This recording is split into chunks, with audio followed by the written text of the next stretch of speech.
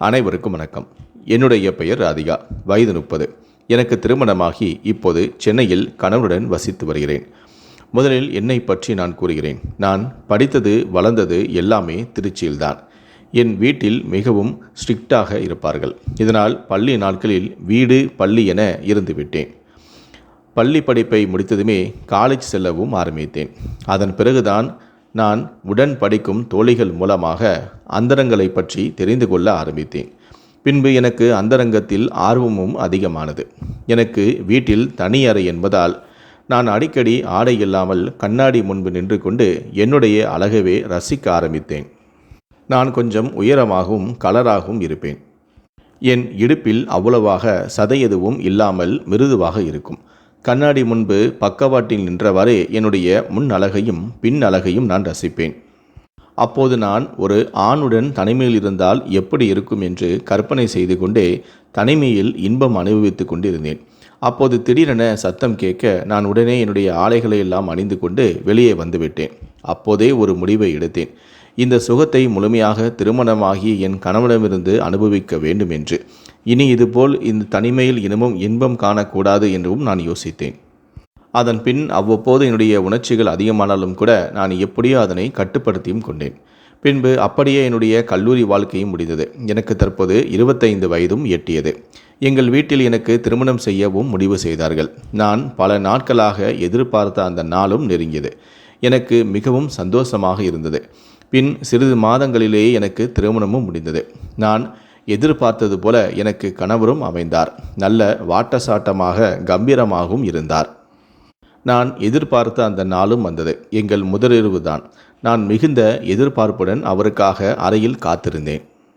அவரும் உள்ளே வந்தார். அவரை பார்த்ததுமே என் இதயம் வேகமாக துடிக்க ஆரம்பித்தது.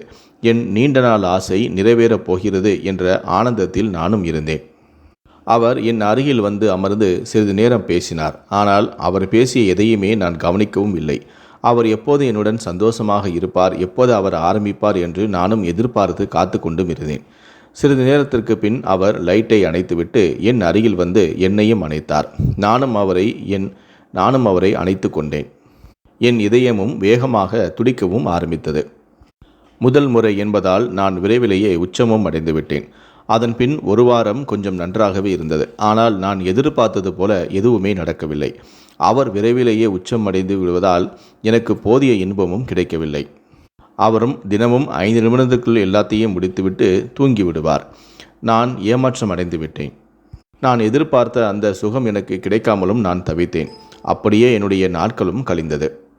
நாட்களும் செல்ல செல்ல அவருக்கு அதன் மேல் இருந்த ஈடுபாடும் முற்றிலுமாக குறைந்துவிட்டது. பின் 2 வருடங்களுக்கு பிறகு எனக்கு குழந்தையும் பிறந்தது. என் குழந்தையும் வளர்ந்தது. எனக்கும் வீட்டிலிருந்து போர் அடித்ததால் வேலைக்கு செல்லலாம் என முடிவெடுத்து கணவனிடமும் அனுமதியை கேட்டேன். அவரும் அதற்கு ஒப்புக்கொண்டார். சில முயற்சிகளுக்கு பின் தற்போது எனக்கு ஒரு பள்ளியில் ஆஃபீஸ் கேர்ள் வேலையும் கிடைத்தது. அந்த பள்ளியில் சேலை மட்டுமே அனுமதி என்றும் கூறியிருந்தார்கள். எனக்கு தற்போது திருமணமாகி 3 வருடங்கள் முடிந்துவிட்டது. நான் இப்போது 28 வயதை எட்டியிருந்தேன். நான் பள்ளிக்கு செல்வதற்காக ஒரு நல்ல சேலையை உடுத்தி பார்க்கலாம் என முடிவு செய்து நான் கண்ணாடி முன்பு நின்று என்னுடைய ஆடையை மாற்றி கொண்டிருந்தேன். அப்போதுதான் நான் ஒரு விஷயத்தை கவனித்திருந்தேன். நான் முன்பு இதே போல பலமுறை கண்ணாடி முன்பு நின்று என்னுடைய உடல் அங்கங்களை பார்த்து ரசித்ததுண்டு. ஆனால் தற்போது அதை போல் பார்க்கும்போது நான் கொஞ்சம் சதை போட்டும் இருந்தேன். அவ்வளவு குண்டாகவும் இல்லை, கொஞ்சம் சதை போட்டு விட்டேன். நான் உயரம் என்பதால் அது அவ்வளவாக தெரியவும் இல்லை. ஆனால் இப்போது நான் கொஞ்சம் செக்ஸியாகவே இருந்தேன். ஏனென்றால் முன்பை விட சில பகுதிகள் பெருசாகவும் சதை போட்டும் இருந்ததால் அது பார்க்க நன்றாகவும் இருந்தது. அடுத்த நாள் காலை விடிந்ததுமே நான் வேலைக்கு செல்ல தயாராகினேன். பஸ்ஸில் செல்ல வேண்டும் என்பதால் பஸ் ஸ்டாப்புக்கும் சென்றேன். வீட்டிலிருந்து கிளம்பியதும் செல்லும் வழியில் மற்றும் பஸ் நிறுத்தத்திலும் அனைவருமே என்னை வெறிகொண்டு பார்த்தனர். அனைவருமே என்னை பார்க்கும் விதமும் எனக்கு பிடித்தும் இருந்தது. ஒவ்வொருவர் பார்வையும் என் பின்பக்கமே இருந்தது. அதிலும் அங்கு ஒரு 50 வயதுள்ள ஒரு பெரியவர் ஒருவர் என்னை அணுவணுவாக ரசித்து கொண்டு இருந்தார். அப்போது பஸ் வரவும் அதில் கூட்டமும் அதிகமாக இருந்தது. சரியென நானும் ஏறவும் அந்த பெரியவரும் என் பின்னாலேயே வந்து ஏறினார். நான் மெல்ல மெல்ல பஸ் உள்ளே செல்ல அவரும் என் அருகே பின்தொடர்ந்து என்னை உரசியவாறே உள்ளேயும் வந்தார். அவருடைய அந்த செய்கை என்னுடைய உணர்வுகளை தூண்டியது. நான் ஒரு இடத்தில் கம்பியை பிடித்து கொண்டு நிற்க அவர் சரியாக என் பின்னால் நின்று கொண்டார். பஸ் கிளம்பவும் அவர் மெல்ல என்னை உரசவும் ஆரம்பித்தார். என் மூச்சுக்காற்று பலமானது, உடலில் வெப்பமும் பெருகியது. நானும் என்னுடைய உடலை அசைக்க அதை புரிந்து கொண்ட அவரோ இன்னும் என்னை நெருங்கி வந்து அவர் சில வேலைகளிலும் ஈடுபட ஆரம்பித்தார். கூட்டம் அதிகம் என்பதால் எங்களை எவரும் கவனிக்கவும் இல்லை. அவர் மெல்ல மேலும் கீழும் என அசைய நான் என் கண்களை மூடிக்கொண்டு அந்த புதுவிதமான அனுபவத்தை ரசித்து கொண்டிருந்தேன். அடுத்து அவர் உடனே மெல்ல அவரது கையை என் இடுப்பில் வைக்க எனக்கு ஒரு புறம் பயமும் பரவியது. ஆனால் என்னால் அவரை தடுக்கவும் முடியவில்லை. கணவர் அல்லாத இன்னொரு ஆண் என்னை தொடுவது எனக்கு ஒரு புதுவிதமான உணர்வை ஏற்படுத்தியது. அவர் மெல்ல கையை மேலே கொண்டு செல்ல எனக்கும் புரிந்துவிட்டது அவர் அடுத்து என்ன செய்ய போகிறார் என. நானும் தடுக்கலாம் என நினைத்தேன். ஆனால் ஒருபுறம் யோசித்தாலும் என்னாலும் அதை முடியவில்லை. அவரால் என்னுடைய உணர்ச்சிகளும் இன்னும் அதிகமானது. அவரை செயலை அனுபவிக்கவும் ஆரம்பித்தேன். அப்போது பஸ்ஸில் இன்னொருவனும் இதை அனைத்துமே கவனிப்பதையும் நான் பார்த்தேன். உடனே அவ்விடமிருந்து விலகி எனது உடைகளை நான் சரி செய்ய நான் இறங்க வேண்டிய இடமும் வந்தது. உடனே நான் கீழே இறங்கி பள்ளிக்கு சென்று விட்டேன். முதல் நாள் என்பதால் பள்ளியில் அவ்வளவாக எதுவும் தெரியவில்லை. ஒரு மேடம் மட்டும் என்னிடம் பேசினாள். அன்று வேலை முடிந்தது. வீட்டுக்கு சென்று வேலையை முடித்துவிட்டு இரவு படுக்கவும் சென்றேன். அறையில் சென்று படுத்ததுமே அன்று காலை பஸ்ஸில் நடந்த விஷயம்தான் எனக்கு நினைவுக்கு வர என் உணர்வும் பெருகியது. நான் எப்போதும் என் கணவருக்கு துரோகம் செய்யக்கூடாது எனவும் நினைப்பேன். ஆனால் இன்று என்னால் என் உணர்ச்சியை கட்டுப்படுத்த முடியவில்லை. என் கணவரிடம் நான் இன்பம் கண்டிருந்தால் நான் ஏன் இப்படியெல்லாம் செய்ய போகிறேன், இப்படி செய்திருக்க மாட்டோம்ல எனவும் நான் யோசிக்க ஆரம்பித்தேன். நீண்ட நேர யோசனைக்கு பிறகு நான் முடிவெடுத்தேன். என்னுடைய உணர்ச்சிகளுக்கு தீனி போட கண்டிப்பாக ஒருவனை தேட வேண்டும் எனவும் நான் யோசித்து கொண்டே அப்படியே உறங்கிவிட்டேன். அடுத்த நாள் காலை எழுந்து தயாராகி நேற்று போல பஸ் ஸ்டாண்டுக்கும் சென்றேன். ஆனால் இன்றோ அந்த பெரியவர் இல்லை. ஆனாலும் மற்றவர்கள் என்னை உரசி தடவியவாறே இருந்தனர். பள்ளிக்கு எனக்கு ஒரு மேடம் மிகவும் நெருக்கமானார்கள். நாங்கள் இருவரும் அந்தரங்கங்களை பற்றி நிறைய பேசி பகிர்ந்தும் கொண்டோம். அந்த மேடமும் கணவர் சரியில்லாத காரணத்தினால் வேறு ஒருவர் மூலமாக தன்னுடைய இன்பங்களை அனுபவித்து வருவதாகவும் அவர் கூறினார். இப்படியே என்னுடைய நாட்களும் நகர்ந்தது. தினமும் பஸ்ஸில் வரும்போதும் செல்லும் போதும் பலர் என்னை உரசி தடவி என்னுடைய உணர்வுகளை இன்னும் பெருக்கினர். பலர் என்னை பஸ்ஸில் தடவினாலும் அது எனக்கு பிடித்ததை தவிர அவளுடன் நான் சந்தோஷமாக இருக்க வேண்டும் என எனக்கு விருப்பமே இல்லை. எனக்கான ஒருவனை நான் தேடிக்கொண்டே இருந்தேன். என்னுடைய பசியை முழுமையாக தீர்க்க வேண்டும் என ஒருவனுக்காக நான் காத்தும் இருந்தேன். அன்று ஒரு நாள் எப்போதும் போல பள்ளிக்கு செல்ல அந்த மேடம் என்னிடம் வந்து புதிதாக ஒரு பிடி மாஸ்டர் நம் பள்ளியில் சேர்ந்திருக்கிறார் என கூற நான் பெரிதாக எடுத்துக்கொள்ளவும் இல்லை. அப்போது தூரத்தில் யாரோ வருவது தெரிந்தது. அவர் அருகில் வர வர அவரை பார்த்து நான் உறைந்து விட்டேன். அவரை பார்த்ததுமே என்னை அறியாமல் கண் சிமிட்டாமல் அவரையே பார்த்து கொண்டிருந்தேன். நல்ல உயரம், ஜிம் பாடி என கட்டுமஸ்தாக இருந்தார். என் அருகில் இருந்த மேடம் இவர்தான் அந்த பிடி மாஸ்டர் என கூற அப்போதுதான் நான் சுயநினைவுக்கே வந்தேன். அவர் என்னை கவனிக்காமல் கடந்து செல்ல நான் அவரை பார்த்து கொண்டும் இருந்தேன். அவரிடம் எப்படியாவது ஒரு நெருக்கத்தை ஏற்படுத்தி கொள்ள வேண்டும் எனவும் நான் யோசிக்கவும் ஆரம்பித்தேன். அவரோடு சந்தோஷமாக இருந்தால் எப்படி இருக்கும் என யோசிக்க என் உடம்போ சிலிர்த்தது. இவர்தான் நான் பல நாட்களாக தேடிக்கொண்டிருந்த ஆண் மகன் என்றும் எனக்கு தோன்றியது. ஆனாலும் மனதில் ஒரு சிறிய பயமும் இருந்தது. இவரும் என் கணவனைப் போல இருந்து விடுவாரோ என்று யோசித்தேன். இருந்தாலும் பரவாயில்லை, ஒருமுறை அவருடன் சந்தோஷமாக இருந்தால்தானே அவர் எப்படிப்பட்டவர் என தெரிய வரும் எனவும் நான் முடிவு செய்தேன். அதன் பிறகு அன்று முழுவதும் அவரை பார்க்கவே என்னால் முடியவில்லை. நான் ஏமாற்றத்துடன் வீட்டுக்கும் சென்று விட்டேன். வீட்டிற்கு சென்றதும் அன்று இரவு முழுவதும் அவர் நினைப்பாகவே இருந்தது. அவரை பற்றி நினைக்க நினைக்க எனக்கு உணர்வுகளும் குண்டியது. எப்போது விடியும், எப்போது வேலைக்கு செல்லலாம், அவரை எப்போது பார்க்கலாம் என ஆர்வமாக இருந்தேன். நாளை அவரை எப்படியாவது கவரும் வகையில் நான் சேலை அணிய வேண்டும் எனவும் யோசித்தேன். என்னை பார்த்ததும் அவர் விழுந்துவிட வேண்டும் எனவும் நான் யோசித்தேன். மறுநாள் காலை கருப்பு கலர் சேலையை அணிந்து கொண்டு சென்றேன். அதில் இன்னும் நான் கவர்ச்சியாக இருந்தேன். பள்ளிக்கு உள்ளே சென்றதுமே அவரை என் கண்கள் தேடின. அப்போது சரியான நேரத்தில் அவர் என் எதிர் வருவதையும் நான் கவனித்தேன். அவர் என் அருகில் வர நான் அவரை பார்த்து கொண்டும் இருந்தேன். அவரும் எதர்ச்சியாக என்னை கவனித்தார். என் அருகில் வந்ததும் நான் அவரை பார்த்து நான் மெலிதாக சிரிக்க அவரும் சிரித்து கொண்டே குட் மார்னிங் என்றார். அப்படியே நானும் அவரை கடந்து அலுவலகத்துக்கு சென்று விட்டேன். அதன் பின் அலுவலகத்திலும் அவரை நான் சந்தித்தேன். இருவரும் தங்களை அறிமுகப்படுத்தி கொண்டோம். அவர் பெயர் சிவா என்றும் கூறினார். பின் சென்றுவிட அன்றும் அப்படியே போனது. அடுத்த நாள் மீண்டும் அவர் என்னை சந்திக்க வந்தார். இருவரும் சகஜமாக பேசிக்கொண்டோம். நான் என் வேலையை பார்க்க அவர் என் அங்கங்களை பார்த்து ரசிப்பதையும் நான் கவனித்தேன். அவர் என்னை ரசிப்பது எனக்கு மிகவும் பிடித்தும் இருந்தது. நானும் வேண்டுமென்றே அவர் என்னை இன்னும் ரசிக்க வேண்டுமென திரும்பி என் சேலையை இன்னும் விளக்க அவர் என் பின்னழகையும் பார்த்து ரசித்தார். நான் சேலையை சரி செய்ய திரும்ப அவர் உடனே திரும்பியும் கொண்டார். பின் அவர் அங்கிருந்து சென்று விட்டார். இப்படியே நாங்கள் இருவரும் பேசி நெருக்கமானோம். எங்களுடைய ஃபோன் நம்பரும் பகிர்ந்தும் கொண்டோம். அவர் தினமும் நான் அணிந்து வரும் சேலையை பார்த்து என்னை விதவிதமாக ரசித்து கொண்டே அவருடைய கருத்துக்களையும் கூறுவார். நாட்கள் செல்ல செல்ல என்னுள் இருந்த உணர்வுகளும் பெருகியது. அவரை எப்போது நாம் அனுபவிக்கப் போகிறோம் எனவும் நான் ஏங்கினேன். ஒரு நாள் வேலை அதிகமாக இருந்ததால் முடித்துவிட்டு செல்லலாம் என அன்று 6 மணி வரை பள்ளியில் இருந்தேன். எப்படியோ வேலையும் முடித்துவிட்டு கிளம்பினேன். அப்போது ஒரு யோசனை தோன்றியது. பிடி மாஸ்டர் பார்த்துவிட்டு செல்லலாம் எனவும் அவருடைய அறைக்கு சென்றேன். அவரது அறை 3வது மாடியில் ஒரு மூலையில் இருக்கும். மேலே சென்றதுமே அங்கும் ஆள் நடமாட்டமே இல்லை. அமைதியாக இருந்தது. பிடி சார் அறையை நெருங்க ஏதோ சத்தமும் கேட்டது. ராதிகா ராதிகா என என்னுடைய பெயர் கேட்டுக்கொண்டே இருந்தது. என்ன என்னுடைய பெயர் கேட்கிறது என நானும் கதவு அருகில் சென்று மறைந்திருந்து உள்ளே எட்டி பார்த்தேன். அப்படியே நான் அதிர்ச்சியில் உறைந்து விட்டேன். காரணம், அந்த பிடி சார் என்னுடைய ஃபோட்டோவை மொபைலில் பார்த்து கொண்டே அவர் தனியாக இன்பம் அனுபவித்து கொண்டிருந்தார். இதை பார்த்ததுமே நான் அதிர்ச்சியாகிவிட்டேன். பின் என்னுடைய உணர்வுகளையும் நான் அடக்கி கொண்டு அங்கிருந்து செல்லவும் முடிவு செய்தேன். செல்லும் முன்பு என்னுடைய மொபைல் ஃபோனில் ஒரு ஃபோட்டோவையும் எடுத்துக்கொண்டு அங்கிருந்து நான் அமைதியாக சென்று விட்டேன். என்னாலும் உணர்வுகளை கட்டுப்படுத்த முடியவில்லை. அடுத்த நாள் அந்த நினைப்போடவே அவர் எப்போது வருவார் என நான் எதிர்பார்த்து காத்து கொண்டிருந்தேன்.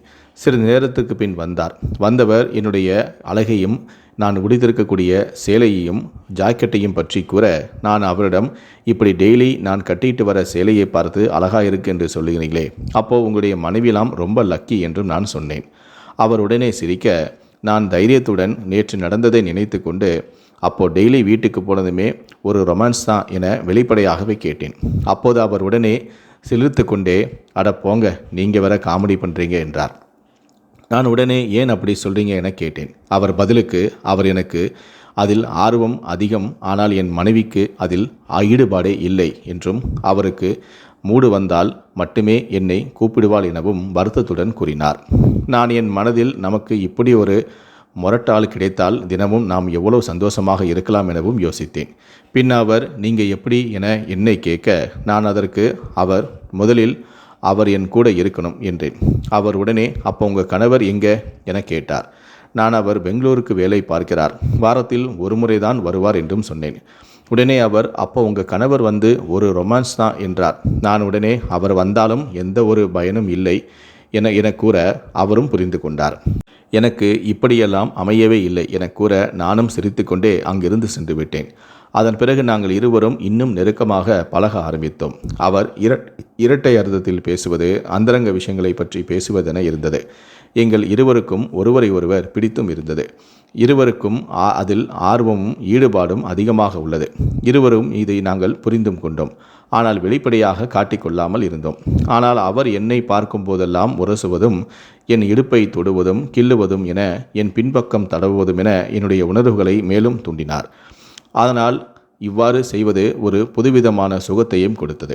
ஒரு நாள் இருவருமே இரவு சேட்டிங் செய்து கொண்டிருந்த போது அவர் வாழைப்பழத்தை வாயில் வைப்பது போல ஒரு இமோஜியை அனுப்பினார். நானாதான் உங்கள் மனைவி இருக்காங்களே என்றதுமே அவர் கோபத்தோடு, அவளுக்கு இதெல்லாம் பிடிக்காது, அவள் இதெல்லாம் பண்ணியதே இல்லை எனவும் வெளிப்படையாக பேசினார். உடனே அவர் அடுத்த மெசேஜில், உங்களுக்கு இதுபோல் செய்ய பிடிக்குமா எனவும் கேட்டார். நான் பதில் எதுவும் கூறாமல் அமைதியாக இருந்தேன். ஆனால் எனக்கு இதுபோல் கிடைத்தால் அந்த வாய்ப்பை நன்றாக பயன்படுத்த வேண்டும் என நான் என் மனதுக்குள் நினைத்து கொண்டிருந்தேன். நான் பதில் எதுவும் கூறாமல் இருக்க அவர் என்ன ஆச்சு என மெசேஜ் செய்து கொண்டிருந்தார். நான் இப்போது தைரியத்துடன், அன்று அவர் ரூமில் செய்து கொண்டிருந்த போது நான் எடுத்த புகைப்படத்தை அவருக்கு நான் அனுப்பினேன். அவர் அதை பார்த்தவுடனே நான் உடனே டெலீட்டும் செய்துவிட்டேன். என் மனதில் ஒரே பயம், என்ன நினைத்து இருப்பாதோ என்று. என் இதய துடிப்பும் பெருகியது. அவரிடமிருந்து பதில் எதுவும் இல்லை. சிறிது நேரத்திற்கு பின் அவரிடம் இருந்து கால் வர நான் எடுக்கவில்லை. கால் வேண்டாம் என மெசேஜும் அனுப்பினேன். அவர் உடனே, அன்று நீ நடந்த எல்லாத்தையும் பார்த்துட்டியா என்றும் கேட்டார். நான் ஆம் என பதிலும் அளித்தேன். பின் அவரிடமிருந்து எந்த பதிலும் இல்லை. அதன் பின் அவரிடமிருந்து எந்த பதிலும் வரவும் இல்லை. நான் உடனே, சாரி, அன்று எதேச்சையாக தான் நான் உங்களை பார்க்க வந்தேன். ஆனால் அந்த கோலத்தில் உங்களை நான் பார்த்ததுமே அங்கிருந்து போக எனக்கு மனமும் இல்லை, அங்கே நின்று விட்டேன் எனவும் கூறினேன். அதுவும் நீங்கள் என்னுடைய பெயரை சொல்லி சொல்லி கொண்டிருந்தது எனக்கு ரொம்ப பிடித்தும் இருந்தது. எனக்கும் உங்கள் மேல் ஆசையும் உள்ளது என்று நான் அனுப்பினேன். ஆனால் அவரிடமிருந்து எந்த பதிலும் வரவில்லை. சிறிது நேரம் பார்த்தேன். பின் நானும் உறங்கிவிட்டேன். மறுநாள் காலை விடிந்ததும் அவசரமாக கள்ளி கிளம்பினோம். காலையிலேயே பிடி மாஸ்டர் பார்த்து பேச வேண்டும் என்பதற்காக அவர் எப்போது சீக்கிரமாக வந்து விடுவார். வெளியே மழையும் பெய்ய நனைந்து கொண்டே பள்ளிக்கும் சென்றேன். பள்ளிக்கு சென்றதுமே அங்கு எவருமே இல்லை. ஒரு சில டீச்சர்ஸ் மட்டுமே இருந்தனர். விசாரித்து பார்த்ததில் மழை காரணமாக பள்ளி விடுமுறை விட்டதாகவும் கூறினார். பின் பிடி மாஸ்டர் வந்திருக்காரா என அவர் அறையை நோக்கி சென்றேன். ஆனால் அந்த அறை திறந்திருந்தது. உள்ளே யாருமே இல்லை. அப்போது திடீரென யாரோ என் பின்னால் இருந்து என்னை அணைக்க நான் பயந்து விட்டேன். யார் என்று திரும்பி பார்த்தேன். அது பிடி மாஸ்டர் தான். அவர் என்னை விடாமல் இறுக்கமாக அணைத்து கொண்டார். என் கழுத்திலும் முத்தமிட்டார். அவரின் அந்த செயலில் என் இதய துடிப்பும் பெரியது. மூச்சு காற்றும் பலமானது. எனக்கு இது ஒரு புதுவிதமான உணர்ச்சியாக இருந்தது. நானும் அவரை தடுக்காமல் யாராவது வரப்போறாங்க வேண்டாம் என மட்டுமே கூற அவர் அதையெல்லாம் பொருட்படுத்தவே இல்லை. ஒரு கட்டத்தில் அவர் என்னுடைய ஆடைகளெல்லாம் களைய முற்பட்டார். அப்போது நான் வேண்டாம் என தடுத்தேன். அப்போது அவரோ, இப்போது என் வீட்டில் என் பொண்டாட்டி இல்லை, என்னுடைய வீட்டுக்கு போகலாமா என கேட்டார். நானும் போகலாம் என சொன்னேன். அடுத்த நொடியே நாங்கள் இருவரும் அவருடைய வீட்டுக்கு கிளம்பினோம். இருவரும் நேராக அவர் வீட்டுக்கு சென்றதுமே கதவை மூடிவிட்டு நாங்கள் என்னெல்லாம் செய்ய வேண்டும் என நினைத்தோமோ அதையெல்லாம் செய்யவும் ஆரம்பித்தோம். இதுவரை என் கணவனிடம் கூட நான் இப்படி ஒரு இன்பத்தை அனுபவிக்கவில்லை. அப்போதே நான் தெரிந்து கொண்டேன், நான் பல நாட்களாக தேடிக்கொண்டிருந்த ஆண்மகன் இவன்தான் என்றும் நான் உறுதி செய்து கொண்டேன். அதன் பிறகும் எங்களுடைய கள்ளக்காதல் தொடர்ந்தது. நாங்கள் இருவரும் பள்ளி முடித்துவிட்டு என்னை பிடி சார் அவருடைய வீட்டுக்கு அழைத்து செல்வார். நாங்கள் இருவரும் உல்லாசமாக இருப்போம். அதன் பிறகு நான் என்னுடைய வீட்டிற்கு சென்று விடுவேன். நான் தினமும் என்னுடைய வீட்டிற்கு 7 மணி வாக்கில் தான் வருவேன். இப்படியே எங்களுடைய கள்ளக்காதலும் தொடர்ந்தது. ஒரு நாள் என் கணவன் எனக்கு ஃபோன் செய்தார். எனக்கு சனிக்கிழமையும் லீவு கிடைத்திருக்கிறது, அதனால் நான் வெள்ளிக்கிழமையே வந்து விடுவேன் எனவும் சொன்னார். நானும் அவரிடம் சரி என சொன்னேன். வெள்ளிக்கிழமையன்று நான் பள்ளி முடித்ததும் 5 மணிக்கே நான் கிளம்பி கொண்டிருந்தேன். அப்போது பிடி சார் வந்தார். என்ன சீக்கிரமாக வீட்டுக்கு போகிற மாதிரி தெரியுதே என்றும் கேட்டார். ஆமாம், இன்னைக்கு என்னுடைய கணவர் வந்து விடுவார், அதனால் நான் வீட்டுக்கு செல்கிறேன் எனவும் கூறினேன். அப்படி என்றால் 2 நாட்கள் நாம் பார்க்க முடியாதா, நான் உடன் சந்தோஷமாக இருக்க முடியாதா எனவும் கேட்டார். நானோ இன்று என் கணவன் வருவதால் வேறு வழியல்ல, நான் போய்தான் ஆக வேண்டும் எனவும் சொன்னேன். அப்போது அவரோ, உன் கணவன் எப்படியும் 8 மணிக்கு தானே வருவார், நீதான் 7 மணிக்கே வீட்டுக்கு சென்று விடுவாயே எனவும் கூறினார். நான் இல்லை, இன்று என் கணவன் சீக்கிரமாகவே வந்து விடுவதாக சொல்லியிருக்கிறார், அதனால் நானும் கிளம்ப வேண்டும் எனவும் சொன்னேன்.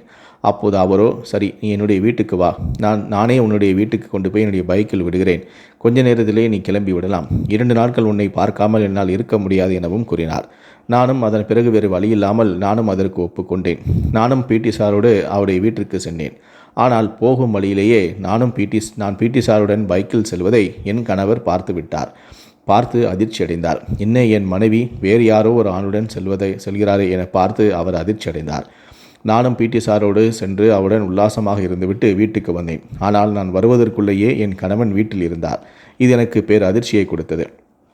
அவரிடம் என்னாச்சு, ஏன் இவ்வளோ லேட்டாக வருகிறேன தெரியாதது போல் கேட்டார். நானும் இல்லை, ஸ்கூலில் கொஞ்சம் வேலை இருந்துச்சு, அதை முடிச்சுட்டு வர்றதுக்கு கொஞ்சம் லேட் ஆயிடுச்சுன்னு சொன்னேன். ஓங்கி பலார் என என் கன்னத்தில் ஒரு அறையை விட்டார். யாரடி இவ்வளோ நாள் ஏமாற்றிட்டு இருக்க, நான் வரும்போதே பார்த்துட்டேன் நீ ஒருத்தன் கூட பைக்கில் போகிறத, உண்மையை சொல்லு, அவன் யார் என்ன ஏது என்னிடம் கேட்க ஆரம்பித்தார். என் கணவனுக்கு என்னுடைய தகாத உறவு தெரிந்துவிட்டதே என நானும் அதிர்ச்சி அடைந்தேன். அதன் பிறகு வேறு வழி இல்லாமல் எனக்கும் அவருக்கும் உள்ள தொடர்பை என் கணவனிடம் தெரிவித்தேன். இதை கேட்ட அவர் அதிர்ச்சி அடைந்தார். நீ வேலைக்கு போகணுன்னு ஆசைப்பட்டேன் தான் உன்னை நான் வேலைக்கு அனுப்பிச்சேன், ஆனால் அங்கே போய் ஒருத்தனை நீ தேடிப்பேன்னு நான் எதிர்பார்க்கவே இல்லை. நீ வேலைக்கு போய் தான் சம்பாதிக்கணும்னு அவசியம் இல்லை, நீ வேலைக்கே போகக்கூடாது எனவும் கூறிவிட்டார். இது எனக்கு அதிர்ச்சியை கொடுத்தது. நான் வேலைக்கு சென்றால் தானே பிடி சாரை பார்க்க முடியும், அவருடன் உல்லாசமாக இருக்க முடியும். இப்படி நான் வேலைக்கு செல்லவில்லை என்றால் எப்படி என நான் யோசித்தேன். இனி நீ இங்கே இருக்க வேண்டாம், என்னுடனே வெளியூருக்கு வந்துவிடு, அங்கே நாம் ஒரு வாடகை வீடு எடுத்து நாம் சந்தோஷமாக குடும்பத்துடன் வாழலாம் எனவும் கூறினார். இது எனக்கு மேலும் அதிர்ச்சியை கொடுத்தது. நானும் என்ன செய்வது என யோசித்தேன்.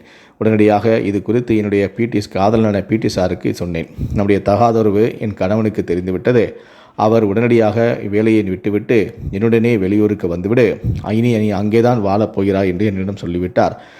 நீங்கள் இல்லாமல் என்னால் வாழ முடியாது. இதற்கு நாம் எப்படியாவது ஒரு முடிவு கட்ட வேண்டும். எனக்கு என் கணவன் தேவையே இல்லை. நானும் வேலைக்கு செல்கிறேன். எனக்கும் நல்ல வருமானம் வருகிறது. அதனால் இவர் எனக்கு தேவையே இல்லை. இவருடைய கதையவே முடித்து விடலாம் எனவும் கூறினேன். பிடி சாருக்கும் என் மீது இருந்த மோகத்தின் காரணமாக என் கணவனின் கதையை முடிவு செய்ய அவரும் முடிவு செய்தார். அதன் பிறகு எப்படி கொலை செய்யலாம், எப்படி நாம் மாட்டாமல் இருக்கலாம் எனவும் யோசனை செய்தார். அப்போது நான் என் கணவரிடம், இப்போது வர வேண்டாம், இன்னும் ஒரு வாரம் கழித்து நாம் செல்வோம்.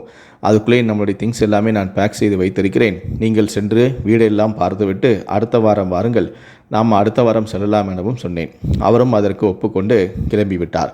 இந்த ஒரு வார காலத்தில் என்னுடைய கணவனை எப்படியாவது போட்டு தள்ள வேண்டும் என நாங்கள் பல திட்டங்களை வகுத்தோம். அப்போதுதான் என்னுடைய காதலான பிடி சாருக்கு என் கணவனின் நண்பர் மூலமாக அறிமுகம் கிடைத்தது. அவருடன் தினமும் ஒயின் ஷாப்புக்கு சென்று பழக ஆரம்பித்தார். ஒரு கட்டத்தில் அவருக்கு பண நெருக்கடி இருப்பதையும் அறிந்து கொண்டார். அதன் பிறகு என்னுடைய கணவனின் நண்பரின் மூலமாக தான் என் கணவனின் கதையே முடிக்க வேண்டும் எனவும் நாங்கள் திட்டமிட்டோம். அதற்காக பிடி சார் என் கணவனின் நண்பரிடம், உன்னுடைய கடன் பிரச்சனையெல்லாம் நான் தீர்த்து வைத்து விடுகிறேன். ஆனால் எனக்கு நீ ஒரு உதவி செய்ய வேண்டும். உன்னுடைய நண்பனை நான் சொல்லக்கூடிய இடத்திற்கு நீ அழைத்து வர வேண்டும்.